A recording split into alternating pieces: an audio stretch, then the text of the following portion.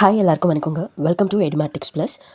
இன்றைக்கி நம்ம பார்க்க போகிறது ரூ. 2500 மகளிருக்கு வழங்கப்படும் சொல்லியிருந்தாங்க இல்லையா? ஸோ அதை பற்றி தான் அந்த லிஸ்ட்டு அண்ட் அதுக்கான எலிஜிபிலிட்டி கண்டிஷன்ஸ் லிஸ்ட்டு ரெடி ஆகிடுச்சு அப்படின்னு சொல்லி நம்மளுக்கு சில தகவல்கள் கிடச்சிருக்கு. என்னப்பா இது தமிழ்நாட்டில் இப்போ எங்கே திரும்பினாலும் யார்கிட்ட பேசினாலும் அடிக்கடி கேட்குற ஒரு விஷயம், இப்போ இந்த மாதமாவது இந்த 2500 வந்துருமா, லிஸ்ட்டு ரெடி பண்ணுறேன்னு சொன்னாங்களே, ரெடி ஆகிடுச்சா அப்படின்னு சொல்லி. உனக்கு வருமா எனக்கு வருமா அப்படின்னு சொல்லி டீ கடையிலேருந்து ஐடி கம்பெனி வரைக்கும் சும்மா பட்டிமன்றமே நடந்துகிட்ருக்கு. ஸோ தளபதி விஜய் கட்சி ஆரம்பித்து தேர்தலில் ஜெயிச்சு கோட்டையில் உட்கார்ந்ததுக்கப்புறம் அவர் சொன்னதை செய்வாரா மாட்டாரா அப்படின்னு சொல்லி எதிர்பார்த்துட்டு இருந்தவங்களுக்கு எல்லாம் இப்போது அடுத்தடுத்து வரக்கூடிய அப்டேட்ஸ் சும்மா அதிரடி சரவடியாக இருக்குன்னு தான் சொல்லணும். அதுலேயும் இந்த மாதம் 2500 கொடுக்குற திட்டம் இருக்கே, இதுதான் இப்போது 2026 ட்ரெண்டிங் டாபிக். இந்த காசு எப்படி வரும், யாருக்கெல்லாம் வரும், பேங்க் டாக்குமெண்ட்ஸ் எப்போ சப்மிட் பண்ணணும் அப்படின்னு சொல்லிட்டு உங்கள் மைண்ட் வாய்ஸில் ஓடுறது மொத்த கேள்விகளுக்கும் இப்போ நான் உங்களுக்கு விடைகளை சொல்ல போகிறேன். ஸோ சில ஆதாரங்களோட வேற வேற நம்ம அலசிடலாம். இன்றைக்கி இந்த வீடியோவை முழுசாக பாருங்கள். உங்கள் குடும்பத்தில் யாருக்கு இந்த 2500 வரப்போகுதுன்னு நீங்களே கணக்கு போட போகிறீங்க. ஸ்கிப் பண்ணாமல் பாருங்கள்.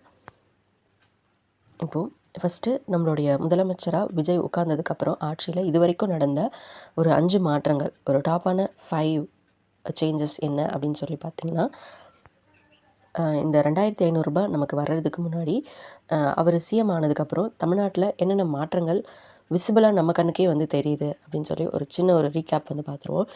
ஏன்னா அப்போ தான் அவருடைய அட்மினிஸ்ட்ரேஷன் ஸ்டைல் நமக்கு புரியும். ஃபஸ்ட்டு மாற்றம் என்னென்னா, இந்த முன்னாடிலாம் ஒரு அரசு ஆஃபீஸில் நம்ம ஃபைல் மூவ் பண்ணணும் அப்படின்னா நமக்கே வயசாயிரும் அப்படின்னு தான் சொல்லணும். இப்போ டிஜிட்டல் ட்ராக்கிங் ஒன்று கொண்டு வந்திருக்காங்க. ஸோ எந்த அதிகாரி கையில் ஃபைல் நிற்குதுன்னு சிஎம் ஆஃபீஸ்லேருந்தே வாட்ச் பண்ணுறாங்க அப்படின்னு சொல்லியிருக்காங்க. ரெண்டாவது விஷயம், ஸ்பெஷல் கம்ப்ளைண்ட் செல். மக்கள் கொடுக்குற மனுக்களுக்கு 15 நாளில் தீர்வு வரணும், இல்லைனா அந்த ஏரியா கலெக்டரே பதில் சொல்லணும்னு ஒரு ரூல்ஸ் போயிட்டுருக்கு. ஆல்ரெடி இருந்த ரூல்ஸ் நிறைய இருந்தாலும் அது ஆல்ரெடி இருந்துச்சே தவிர அப்படி கிடப்பிலே கடந்த மாதிரியான ரூல்ஸ் தான் அது எக்ஸிக்யூட்டிவ் ஆகலை. அந்த மாதிரியான விஷயங்கள் நடக்காமலே அது ஒரு ரூல்ஸ் அப்படின்னு சொல்லி ஒரு எழுத்துப்பூர்வமாக இருந்துச்சே தவிர அது நடவடிக்கைகளில் செயலில் இல்லை. அப்போ இது எல்லாத்தையும் திரும்ப செயல்படுத்தணும் அப்படின்னு சொல்கிறது இந்த அரசு. மூணாவது விஷயம் நம்ம பார்த்தோன்னா, அரசு பள்ளிகளில் இன்ஃப்ராஸ்ட்ரக்சரை டெவலப் பண்ணுறதுக்காக நிதியெல்லாம் ஒதுக்கியிருக்காங்க. ஸோ லேட்டஸ்ட்டாக டெக்னாலஜிக்கல் லேபு, ஆரம்ப சுகாதார நிலையங்களில் 24 மணி நேரமும் டாக்டர்ஸ் இருக்கிற மாதிரியான சிஸ்டமும் இப்போ ஸ்பீட் எடுத்துகிட்ருக்கு. அதாவது ஆல்ரெடி இருந்தது தான். ஸோ அது எல்லாமே செயல்பாட்டுக்கு கொண்டு வந்திருக்காங்க. இப்படி தான் இருக்கணும் அப்படின்னு சொல்லி ஸ்ட்ரிக்டாக ரூல்ஸ் போட்டிருக்காங்க. அடுத்தது நம்ம ஊழல் தடுப்பு அதிரடிகள் சத்தமே இல்லாமல் சில டிபார்ட்மெண்ட்ஸில் செக் பண்ணி லஞ்சம் வாங்கினவங்களை வீட்டுக்கு அனுப்புகிற வேலையும் பேக்ரவுண்டில் நடக்குது. ரீசெண்டாக கூட நம்ம பார்த்துருப்போம், பத்திரப்பதிவுத்துறையில் ராமநாதபுரம் நினைக்கிறேன், அங்கே ஒருத்தர் சப்ரிஜிஸ்டர் எஸ்ஆர் 50 லட்சம் லஞ்சம் கேட்டு அதில் பாதி பணம் 28 லட்சமோ வாங்கியிருக்காருன்னு சொல்லி அவர் அரெஸ்ட் பண்ணாங்க. அதே போல் நிறைய இடங்களில் விஏஓ அந்த மாதிரி நிறைய பேரை சஸ்பெண்ட் பண்ணி வச்சுருக்காங்க. அடுத்தது நிறைய வெல்ஃபேர் ஸ்கீம்ஸ், மக்களுக்கு நேரடியாக காசு போய் சேரணும், நடுவில் இடைத்தரகர்கள் இருக்கக்கூடாது அப்படிங்கிறதால புது அரசு ரொம்பவே கராராக இருக்குது. இதில் ரொம்ப கவனம் செலுத்துகிறாங்கன்னு தான் சொல்லணும். அதோட ஒரு பகுதி தான் இப்போ நம்ம பார்க்க போகிற விஷயம், 2500 மகளிருக்கு. சரி, ஓகே. இப்போது அந்த லிஸ்ட்டை பற்றி நம்ம பார்ப்போம். And eligibility. இப்போ இதுதான் மெயின் பாயிண்ட்டு.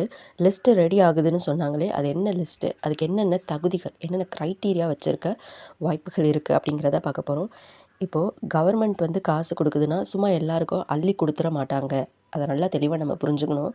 கவர்மெண்ட் பெண்களுக்கு 2500 குடும்ப தலைவர்களுக்கு அனைத்து பெண்களுக்கும் அப்படின்னு சொல்லிட்டாங்க தான்.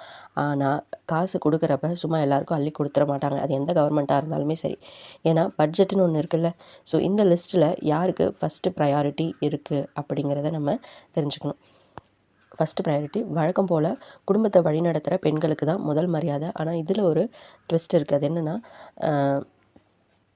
அமைப்பு சாரா தொழிலாளர் குடும்பங்கள், இப்போ ஆட்டோ ஓட்டுறவங்க, சும தூக்குற தொழிலாளிகள், தினக்கூலி வேலைக்கு போகிறவங்க, இவங்க வீட்டு பெண்களுக்கு 100% இந்த அமௌண்ட் கிடைக்கிறதுக்கு வாய்ப்பு அதிகம். அதே போல் வறுமை கோட்டுக்கு கீழே உள்ளவங்களுக்கு, பிலோ பாவர்ட்டி லைன் சொல்லுவோம், ரேஷன் கார்டில் பிஹெச்ஹெச் ப்ரையாரிட்டி ஹவுஸ் ஹோல்டு வச்சுருக்கிறவங்களுக்கு இது கன்ஃபார்ம் லிஸ்ட்டில் வந்துடும்.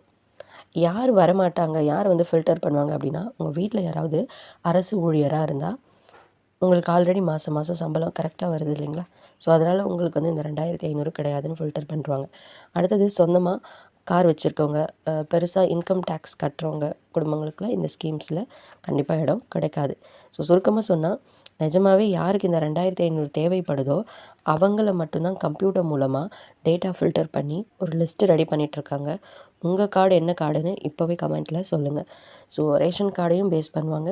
அண்ட் என்ன ஒர்க் வந்து பண்ணுறாங்க உங்கள் வீட்டில் இருக்கவங்க, இது எல்லாமே சேர்த்து அனலைஸ் பண்ணி யாருக்கு அந்த அமௌண்ட் வந்து உபயோகமாக தேவை உள்ளதாக இருக்குமோ அவங்களுக்கு தான் இந்த அமௌண்ட் போயிட்டு சேரும். சரி, ஓகே, எப்போலேருந்து இந்த காசு வரும் அப்படின்னு சொல்லி நீங்கள் கேட்குறீங்க. இதுதான் அடுத்த ரொம்ப இம்பார்ட்டண்ட்டான ஒரு விஷயம். எப்போ நம்ம அக்கௌண்ட்டுக்கு இந்த காசு வரப்போகுது, தீபாவளிக்கா இல்லை வந்து பொங்கலுக்கா அப்படின்னு சொல்லி. ஸோ அரசியல் வட்டாரங்களில் நம்ம விசாரித்த வரைக்கும் இந்த திட்டத்தை சும்மா ஏனோ தானோன்னு ஆரம்பிக்காமல் ஒரு மிக முக்கியமான வரலாற்று சிறப்புமிக்க நாளில் தான் லான்ச் பண்ண பிளான் பண்ணுறாங்கன்னா அதுக்கு 2 முக்கிய பாசிபிலிட்டிஸ் இருக்குது. ஒன்று வந்து நம்ம நடப்பு நிதியாண்டோடைய திட்டங்கள் எல்லாம் ப்ராப்பராக அப்ரூவ் ஆகி அரசு கஜானாலேருந்து நிதி ஒதுக்கீடு செஞ்சதுக்கப்புறம் வர ஆகஸ்ட்டு இல்லை செப்டம்பர் மாதங்களில் அதிகாரப்பூர்வ அறிவிப்பு வரலாம். ரெண்டாவது ஆப்ஷன் என்னவாக இருக்கலாம்னா, தமிழ்நாட்டு மக்களுக்கு எப்போவுமே பண்டிகை காலங்களில் காசு கிடச்சா செம்ம ஹாப்பி ஆகிடுவாங்க. ஸோ வர தீபாவளி அப்படி இல்லைன்னா அடுத்த பொங்கலுக்கு இந்த திட்டத்தை ஒரு மெகா கிஃப்டாக விஜய் தன்னுடைய கைகளாலே தொடங்கி வைக்கிறதுக்கும் அதிக வாய்ப்பு இருக்குது. இந்த 2 ஆப்ஷன் தான். சரி, ஓகே, எது எப்படியோ பேக்ரவுண்டில் டேட்டா வெரிஃபிகேஷன் வேலைங்க ரொம்பவே விறுவிறுப்பாக நடந்துகிட்ருக்கு.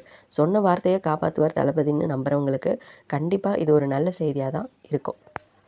அடுத்தது என்னென்ன டாக்குமெண்ட்ஸ் வந்து இதுக்கு தேவைப்படும். முக்கியமாக வந்து 5 டாக்குமெண்ட்ஸ் கேட்குறாங்க.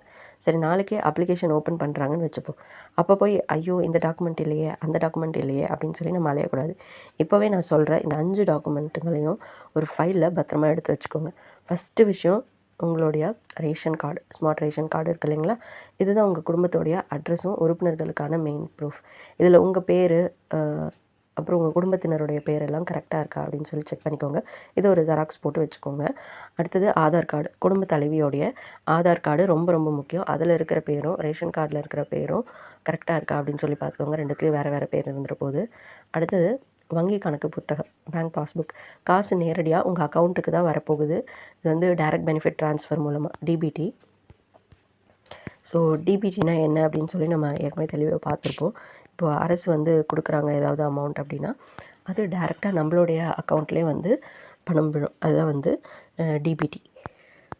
ஸோ டிபிடி மூலமாக தான் வந்து நம்மளுக்கு பணம் ட்ரான்ஸ்ஃபர் ஆக போகுது வங்கி கணக்கில். அப்போ அந்த பேங்க் பாஸ்புக் ஜெராக்ஸ் வந்து வேணும். முக்கியமாக அந்த அக்கௌண்ட் வந்து ஆக்டிவில் இருக்கிற மாதிரி பார்த்துக்கோங்க. 4வது விஷயம்னா வருமான சான்றிதழ், இன்கம் சர்டிஃபிகேட் கண்டிப்பாக வந்து கேட்பாங்க. அதை வச்சு தான் நீங்கள் வறுமை கோட்டுக்கு கீழே இருக்கீங்களா இல்லையா அப்படிங்கிறத முடிவு பண்ணுவாங்க. ஸோ நீங்கள் வறுமை கோட்டுக்கு கீழே தான் இருக்கீங்கன்னு ப்ரூஃப் பண்ணுறதுக்கு இ-சேவை மையத்தில் வாங்கின இன்கம் சர்டிஃபிகேட் வந்து கண்டிப்பாக தேவைப்படும். அடுத்தது உங்களுடைய மொபைல் நம்பர், உங்கள் ஆதார் அப்புறம் பேங்க் அக்கௌண்ட்டு கூட உங்களுடைய கரண்ட் மொபைல் நம்பரை நீங்கள் லிங்க் பண்ணி வச்சுருப்பீங்க. அப்படி லிங்க் பண்ணலன்னா போய்ட்டு லிங்க் பண்ணிக்கோங்க. ஏன்னா ஆதார் சேஞ்சஸ் பண்ணனாலும் இப்போது எக்ஸ்டெண்ட் பண்ணியிருக்காங்க இல்லையா தேதி. ஸோ காசு கிரெடிட் ஆனதுக்கப்புறம் நமக்கு மெசேஜ் வர்றது, ஓடிபி வர்றது எல்லாமே வந்து பார்த்திங்கன்னா அந்த மொபைல் நம்பர் தான். ஸோ மொபைல் நம்பரை ஆதார் கூட கரெக்டாக இணைச்சி வச்சுக்கோங்க. அது மட்டும் இல்லாமல் உங்களுடைய பேங்க் பாஸ்புக் கூடயும். இது 5 தான் ரொம்ப ரொம்ப முக்கியம். ஸோ என்னென்ன நான் சொன்னேன்னா, smart ration card, Aadhaar card, உங்களோட பேங்க் பாஸ்புக், அப்புறம் income certificate, mobile number. Next நம்ம இப்போது அலசி ஆராய்ஞ்சு பார்த்ததில் ஒன்று மட்டும் உங்களுக்கு நல்ல தெளிவாக புரிஞ்சிருக்குன்னு நம்புகிறேன். தமிழ்நாட்டில் மாற்றம் அப்படிங்கிறது சும்மா பேப்பரில் மட்டும் இல்லாமல் அடித்தட்டு மக்களுடைய வாழ்வாதாரத்துலேயும் எதிரொலிக்கணும்னு தான் இந்த புதிய அரசு நினைக்குது.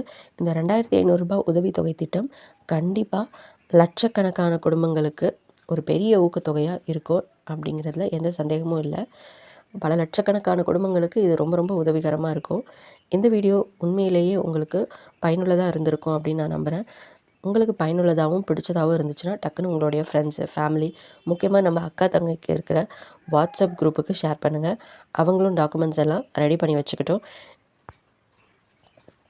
அடுத்தடுத்து நம்ம கவர்மெண்ட்டில் என்னென்ன அப்டேட்ஸ் இருக்குது அப்படிங்கிறத தொடர்ந்து நம்ம வீடியோவை பார்க்கலாம். ஸோ அதுக்கு நம்ம சேனலை சப்ஸ்கிரைப் பண்ணி வச்சுக்கோங்க. பக்கத்தில் இருக்க பெல் பட்டனையும் தட்டி விட்டுருங்க. அப்போ தான் நான் வீடியோ போட்ட அடுத்த நொடியே உங்களை வந்து பார்க்க முடியும் அந்த வீடியோ. So thank you.